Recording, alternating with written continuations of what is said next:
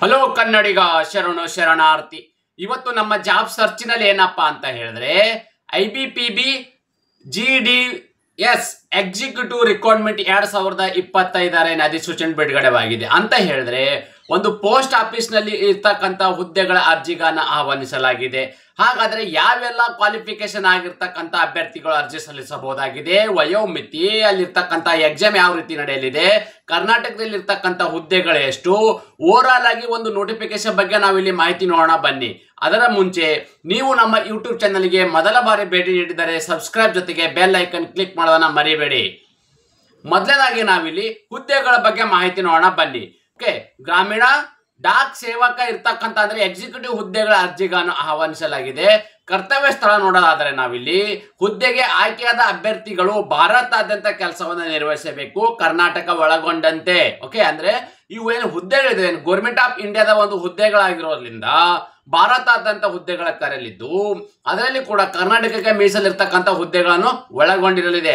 ಹಾಗಾದ್ರೆ ಖಾಲಿ ಇರುವ ಹುದ್ದೆಗಳ ಸಂಖ್ಯೆ ಎಷ್ಟು ಅಂದ್ರೆ ಒಟ್ಟು ಇಲ್ಲಿ 348 ಹುದ್ದೆಗಳ ಅರ್ಜಿಗಳನ್ನು ಆಹ್ವಾನಿಸಲಾಗಿದೆ. ಭಾರತಾದ್ಯಂತ ಎಷ್ಟು ಹುದ್ದೆಗಳು? 348 ಹುದ್ದೆಗಳ ಅರ್ಜಿಗಳನ್ನು ಆಹ್ವಾನಿಸಲಾಗಿದೆ.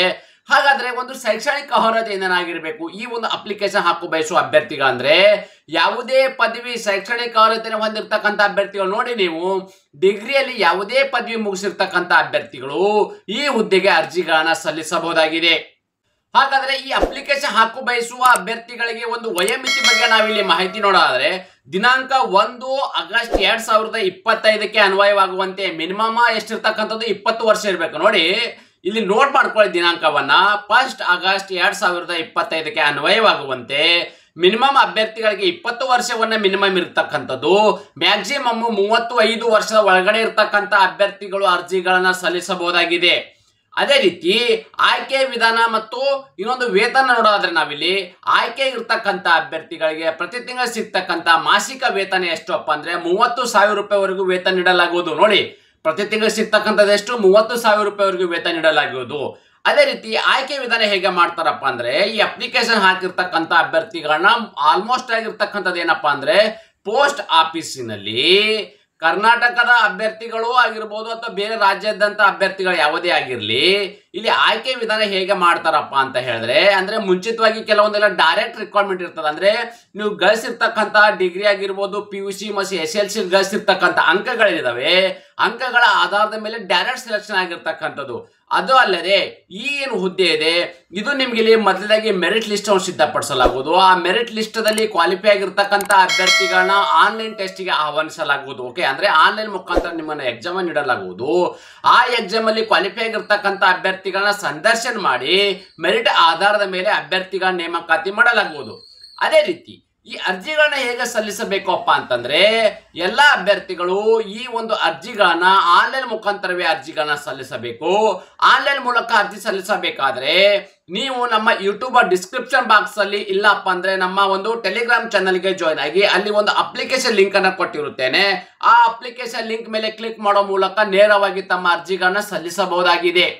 ಅರ್ಜಿಯ ಶುಲ್ಕ. ಹಾಗಾದ್ರೆ ಈ ಅಪ್ಲಿಕೇಶನ್ ಹಾಕು ಬಯಸುವ ಅಭ್ಯರ್ಥಿಗಳಿಗೆ ಅರ್ಜಿ ಶುಲ್ಕ ಬಗ್ಗೆ ನಾವಿಲ್ಲಿ ಮಾಹಿತಿ ನೋಡೋದಾದ್ರೆ 750 ರೂಪಾಯಿ ಅರ್ಜಿ ಶುಲ್ಕವಿದೆ. ಎಷ್ಟಿರ್ತಕ್ಕಂಥದ್ದು? 750 ರೂಪಾಯಿ.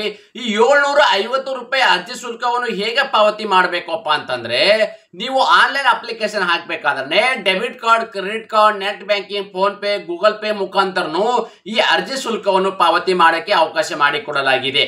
ಅದೇ ರೀತಿ ಅಭ್ಯರ್ಥಿಗಳಿಗೆ ಒಂದು ಎಕ್ಸಾಮ್ ಕೇಂದ್ರಗಳಲ್ಲಿ ಎಲ್ಲಪ್ಪ ಅಂದ್ರೆ ಕರ್ನಾಟಕದಲ್ಲಿ ಕೂಡ ಎಕ್ಸಾಮ್ ಕೇಂದ್ರಗಳನ್ನು ಇರಲಿದೆ.